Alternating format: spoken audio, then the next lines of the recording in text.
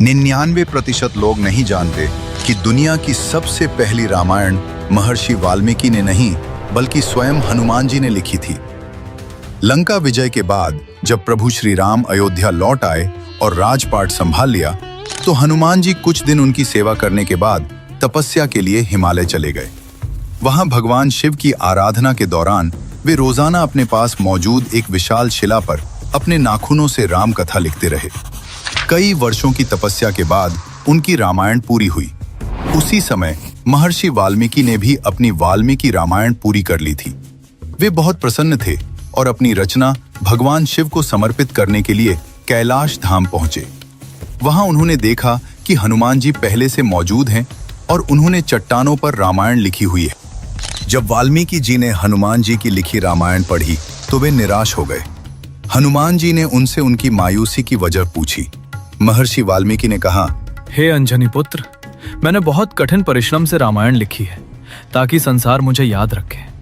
लेकिन आपकी लिखी रामायण इतनी अद्भुत है और उसमें इतना भाव है कि इसके सामने मेरी रचना फीकी है। आपकी रामायण पढ़ने के बाद मेरी रामायण को कोई महत्व नहीं देगा। ये सुनकर हनुमान जी मुस्कुराए। वे मान सम्मान के भूखे नहीं थे। उन्होंने वाल्मीकि जी को चिंता मुक्त करने के लिए एक बड़ा फैसला लिया। बजरंग बली ने हनुमद रामायण लिखी हुई भारी शिला को एक कंधे पर उठाया और दूसरे कंधे पर महर्षि वाल्मीकि को बिठाया।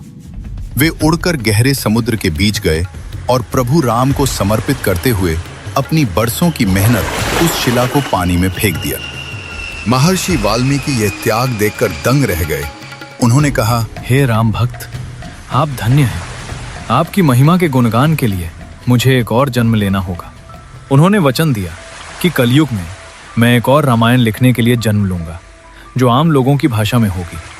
माना जाता है कि कलयुग में गोस्वामी तुलसीदास जी महर्षि वाल्मीकि के ही दूसरे जन्म थे। इसीलिए रामचरितमानस लिखने से पहले उन्होंने हनुमान चालीसा लिखी और फिर हनुमान जी की प्रेरणा से ही रामचरितमानस पूरी की। दोस्तों, हनुमान जी ने साबित कर दिया कि राम का काम अपने नाम से ज्यादा बड़ा है। इस महान त्याग के लिए कमेंट में जय सिया राम लिखें और डी कोड भारत को सब्सक्राइब करें।